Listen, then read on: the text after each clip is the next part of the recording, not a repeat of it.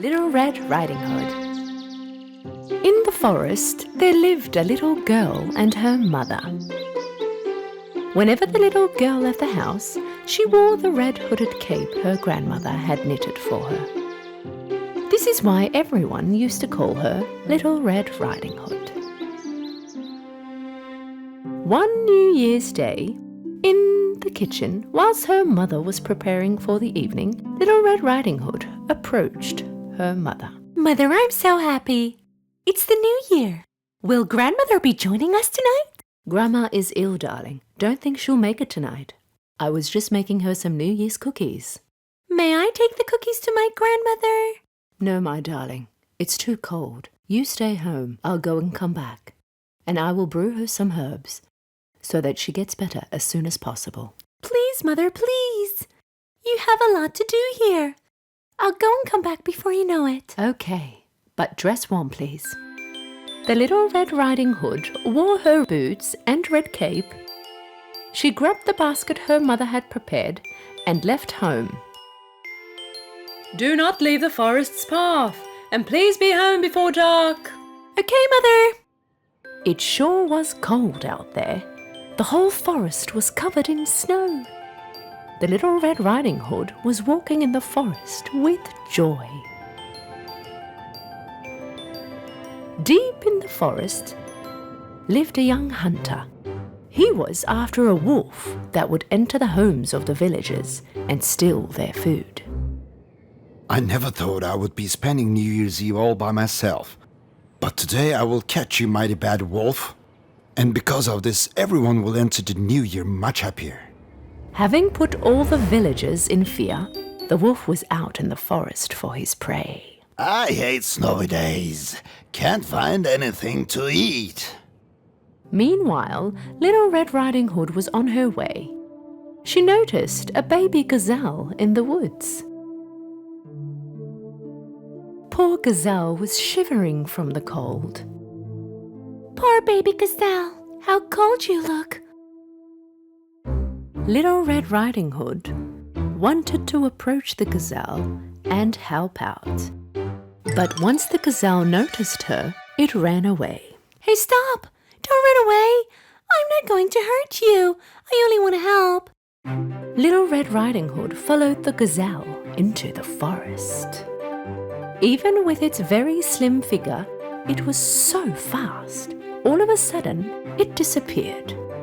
Little Red Riding Hood continued going after the gazelle for some time, but then thought it was impossible to find it.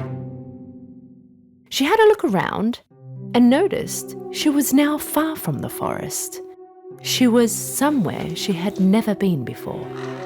The snow made it impossible for her to know where she was. She thought by following her footprints she could find her path. She followed the path, but in time the snow covered her trace. Right at that moment, Little Red Riding Hood felt helpless and began to cry.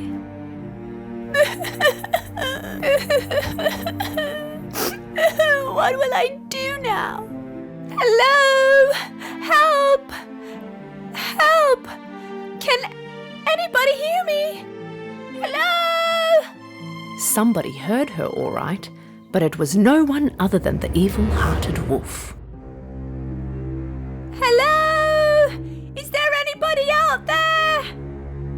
The wolf went towards the voice he heard, and soon after saw Little Red Riding Hood.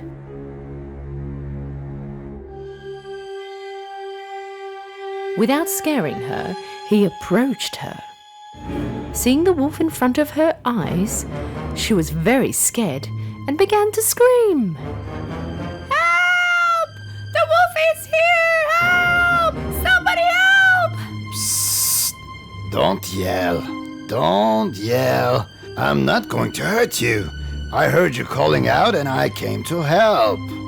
Little Red Riding Hood thought that he meant no harm, so she stopped yelling. Now tell me, what's a girl like you doing in the forest on her own? I was taking cookies to my ill grandmother, but now I'm lost. Oh, No human has ever lived here. And where does your ill grandmother live?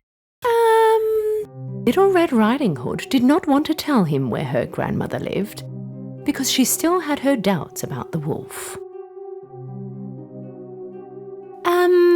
I can't find Grandmother's house from here. If you take me back to the forest path, I could find it there.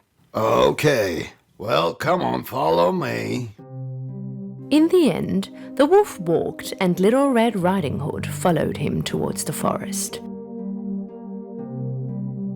But the evil wolf had a mighty plan waiting for her. Once we arrive at the forest path, this little girl will show me where her grandmother lives. That way, I can first eat her, then I can go and eat her grandmother. Now that's what I call a New Year's feast. After a short walk, the wolf and Little Red Riding Hood found the path. Yes, here we are. Now do you remember your grandmother's house? All Little Red Riding Hood wanted to do was to get rid of the wolf at once and hurry up and go to her grandmother. Thank you. I'll take it from here. Anyhow, it's not that far. It's the red house at the end of the forest. Right then, Little Red Riding Hood knew she had made a mistake, but it was now too late. Really? The wolf opened his mouth, got closer to Little Red Riding Hood, but right at that moment, hearing a rifle, the wolf ran away in a panic. Little Red Riding Hood was relieved and quickly rushed to her grandmother's house. Meanwhile, the hunter was still after the wolf. He vaguely noticed his footprints on the snow. I know you're here. I'll find you. After an adventurous trip, at last, she made it to her grandmother's house. She knocked on the door, heard her grandmother's voice from inside. The door is open, my darling girl. You can come in. Hearing her grandmother's voice, Little Red Riding Hood was a little surprised. This voice doesn't sound like Grandmother's. It must sound like this because she's ill. Little Red Riding Hood opened the door and entered. All the curtains were closed. In the dark room was her grandmother in her bed with her blanket pulled up to her chest, just laying there. Thank you so much for coming, dear. Well, what did you bring me now? Mother baked amazing cookies. She told me you won't be joining us on New Year's Eve, so I thought I might come and see you. You did well, darling girl. Come closer so I can see you better. Little Red Riding Hood got closer to her grandmother's bed, but she had a bad feeling about this. Closer, my dear, a little closer. Little Red Riding Hood was now one step closer to her grandmother's bed. Her grandmother looked awkwardly different to her. Grandmother, what happened? Why are your ears so big? So that I can hear you better. And why are your eyes so big? So that I can see you better. What about your arms? Why are your arms so big? So that I can hug you better. Teeth? Why are your teeth so sharp? So that I can eat you better. Suddenly, the wolf jumped out of bed and threw himself onto Little Red Riding Hood.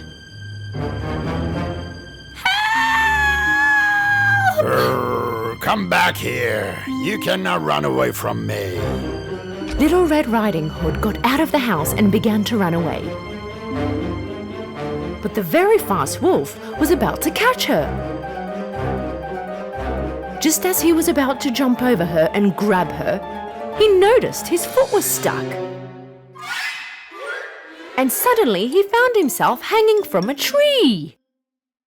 When Little Red Riding Hood stopped and had a look, she saw that he had been caught in a trap and quickly went over to him. Tell me, you dirty wolf, where is my grandmother and what have you done to her? Tell me. He couldn't do anything, don't worry. Little Red Riding Hood noticed where the voice was coming from and noticed that the hunter was coming after the wolf. Your grandmother is okay, little girl. She is resting in my shack. When I heard your grandmother was ill, in order to protect her, I took her to my shack, and I prepared a trap for the wolf. Fortunately, we caught him before he could do any harm to you. Bad wolf. First he broke and entered my grandmother's house. Then he dressed into her clothes and tried to trick me. But I knew there was something strange about this. Come on, let's go to your grandmother. And as for him, he can hang here throughout New Year's Eve, and I'll take care of him tomorrow. And so the hunter and Little Red Riding Hood headed towards the hunter's shack. The wolf yelled after them. Hey, stop! Don't leave me here all by myself! It was almost nighttime. Little Red Riding Hood, grandmother, and the hunter arrived at Little Red Riding Hood's house. Her mother was waiting for her in front of their house. When she saw her daughter, she was very happy. My dear child, where have you been? Mother, it's you! Please tell me what happened. I will tell you everything, Mother, but first I must apologize. I didn't listen to you, and I left the path in the forest, and you wouldn't believe what happened.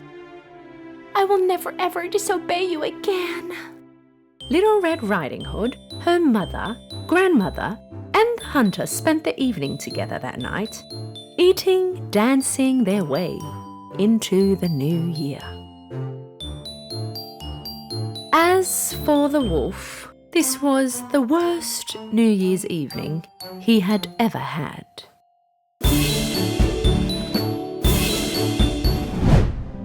A long time ago, in a small town, there lived an old toy maker named Geppetto. He sold wooden toys that he made to get by. The only thing the old toy maker regretted in his life was not having a child. One day, when he was walking in the woods, he found just the right log for his new toy. Just the log I was looking for. I will make a beautiful puppet with it. Geppetto took the log on his back and carried it to his workshop. He put the log on his table and started to carve. But suddenly something unexpected happened and he heard a voice coming from the log. Ah! Geppetto was stunned at first, but then thought that he was mistaken. Geppetto kept on carving, but then he heard the same voice again. Ah! I must be getting really old. I am hearing voices. Geppetto kept on working. First the head of the puppet came out, then finally his arms and legs followed. Geppetto finally finished the puppet, sat him on a chair, and started to tidy up. At that moment, he heard another voice. Hello? Geppetto looked around stunned, but he could not see anybody else than the wooden puppet. So he kept on with his work. After a short while, the puppet jumped down from the chair and started dancing in the room. Seeing this, Geppetto really struggled not to faint. Oh my God! This puppet is alive! Of course it wasn't a real kid, but it sure laughed, talked, and played like one. Geppetto held the puppet in his arms. From now on, your name shall be Pinocchio, my child. Geppetto and Pinocchio started to have happy times together. It was time for Pinocchio to go to school. But Geppetto did not have the money to buy Pinocchio his school stationery. Therefore, he sold his coat and gave the money to Pinocchio. Pinocchio took the money and got on his way to school with joy. Watching all the shops, people and the marketplaces on the way, suddenly he saw a commotion ahead. To find out what was going on, he went amongst the crowd. Because he was so short, he barely walked past everyone to get to the front. What he saw was a big, colourful tent. It was a circus tent.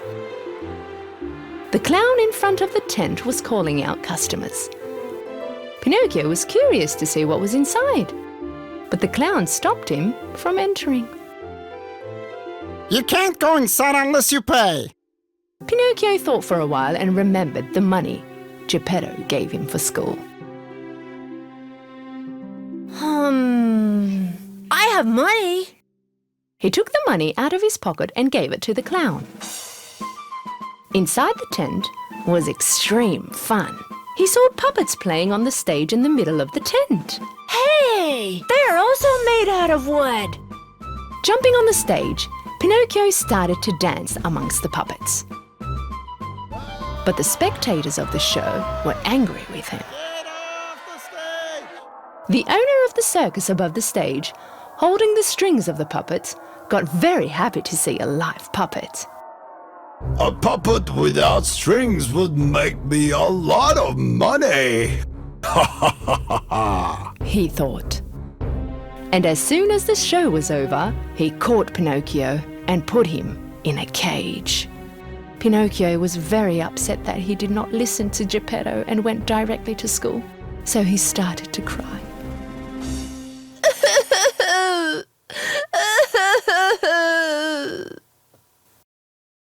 Seeing how regretful Pinocchio was, a fairy appeared right next to him. You should have done what your father told you to do, but I see that you are aware of your mistake now. That is why I will save you, but don't you ever do the same mistake again. Pinocchio was very happy. He wiped his tears away. But I have no money. How am I going to go to school now? The fairy cast a spell and money appeared in Pinocchio's hand. Do not waste this money. Go straight to school. The fairy took Pinocchio out of the circus. Singing with joy, Pinocchio was on his way to school once again. La la la la la la la la la la la la. Seeing Pinocchio joyfully singing, the shifty fox and his friends, the cat, cut Pinocchio's way. And they made a plan to take away Pinocchio's money. Where are you going so joyfully anyway? I'm going to buy some stationery and go to school. This money won't be enough for stationery. If you do as we say, you'll have much more money. What do you want me to do? You'll give us that money and we'll plant it in the magic field. And you too can have a money tree. You can go and pick the money up whenever you need. The naive Pinocchio believed everything Fox had said and gave away his money. Taking away the money, the fox and the cat quickly got away. Being left alone, the fairy appeared next to Pinocchio again. Why aren't you still at school? Did you get the stationery with the money I gave you? Actually, the fairy knew that he gave his money to the fox. She warned Pinocchio. Don't you lie to me, or I will punish you. Pinocchio did not listen to the fairy and lied anyway. I bought the stationery but left them at school. As soon as Pinocchio finished his sentence, his nose started to grow. Are you telling the truth? As he told more lies, Pinocchio's nose kept on growing and growing. At the end, he couldn't even move his head. But how? What is going on? Finally, he realized his mistake and told the fairy all about what had happened. Seeing that Pinocchio had taken the right path, the fairy brought his nose back to normal. I am forgiving you because you told the truth. With another spell, she gave back the money the fox had taken. And she once more warned him not to waste any more of his money. Holding the money in his hand, singing along, Pinocchio started to walk again. But this time round, he was facing another type of danger. The circus owner that had captured him was standing right there before his eyes. Because he had gotten away, the circus owner was very cross with Pinocchio. He wanted to punish him. He caught Pinocchio and threw him in the sea. When Pinocchio fell over into the sea, he did not sink. He stayed afloat on the water because he was made of wood. Pinocchio really liked this feeling and started to swim by moving his arms and legs. And it all happened while he was swimming to the shore. Hey! What's going on? Where am I? Pinocchio suddenly found himself in a dark place. He looked around but could not see a way out. Actually, Pinocchio was swallowed by a giant fish, and now he was sitting right in the middle of his stomach. Meanwhile, Geppetto was worried about Pinocchio, and he went out to search for him. Pinocchio! Pinocchio! Finally, he had reached the shore where Pinocchio was thrown in the sea. He asked the fishermen whether they had seen his son or not. One of the fishermen remembered the boy Geppetto was asking for, and he told him that he fell down in the sea. Geppetto asked the fisherman for help. Knowing how good a person Geppetto was, the fisherman could not refuse to help. And so he gave him a small boat to save Pinocchio. Geppetto jumped on the boat and sailed to the sea. After a while, suddenly a big storm had begun. The small boat could not handle the big waves anymore and collapsed. And Geppetto found himself in the middle of the sea. Geppetto was old and also did not know how to swim, so he started to sink deep into the water. Right at that moment, the giant fish which had swallowed Pinocchio also swallowed Geppetto. Geppetto slid down the fish's throat straight into his stomach, and he heard the crying voice of a child.